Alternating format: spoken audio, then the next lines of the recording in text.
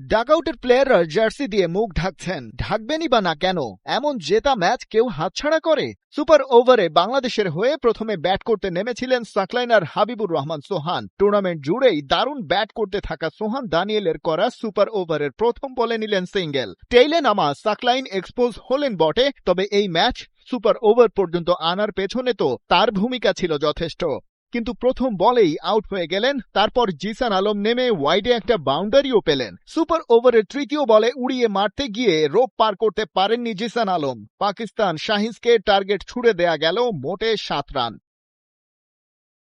কাজটা অবশ্য সহজেই করতে পেরেছে পাকিস্তানিরা। রিপন মন্ডলের করা প্রথম 2 বলে 2 রান আর তৃতীয় বলে বাউন্ডারি আদায় করে নেন সাদ মাসুদ। পরের বলে সিঙ্গেল নিতে আর কোনো সমস্যাই হয়নি পাকিস্তানিদের। আরও একবার তীরে এসে তরি ডোবানোর গল্প লিখল বাংলাদেশের ক্রিকেট।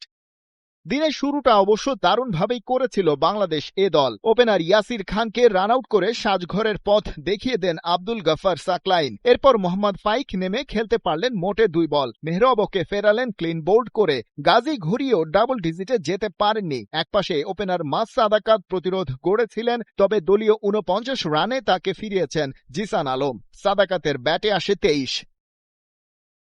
আরাফাত মিনহাস উইকেটে থিতু হওয়ার চেষ্টা করেছিলেন, তবে 25-এর বেশি স্কোরবোর্ডে যোগ করতে পারেননি তিনি। টাইগার বোলারদের পরীক্ষা নিতে পেরেছেন কেবল সাদ মাসুদ। 22 বলে 38 রান তুলে দিতে চেয়েছিলেন ফিনিশিং টাচটাও, তবে নিজের শেষ ওভারে এসে পাকিস্তান দুর্গে ভাঙন ধরালেন রিপন মন্ডল। একে একে সাদ, উবাইদ আর দানিয়েলের উইকেট তুলে নিয়ে পাকিস্তানকে থামিয়ে দেন 125-এ।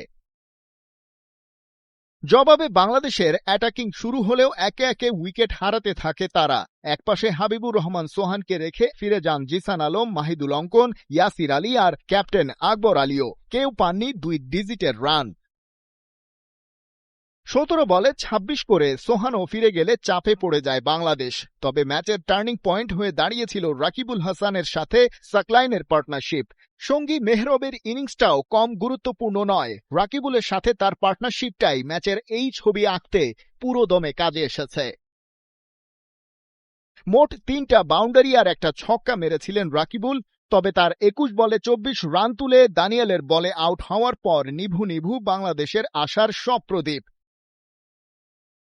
কিন্তু হাল ছাড়ার বান্দা নন সাকলাইন। শেষ উইকেটে রিপন মন্ডলকে সাথে করেই চ্যালেঞ্জটা নিলেন।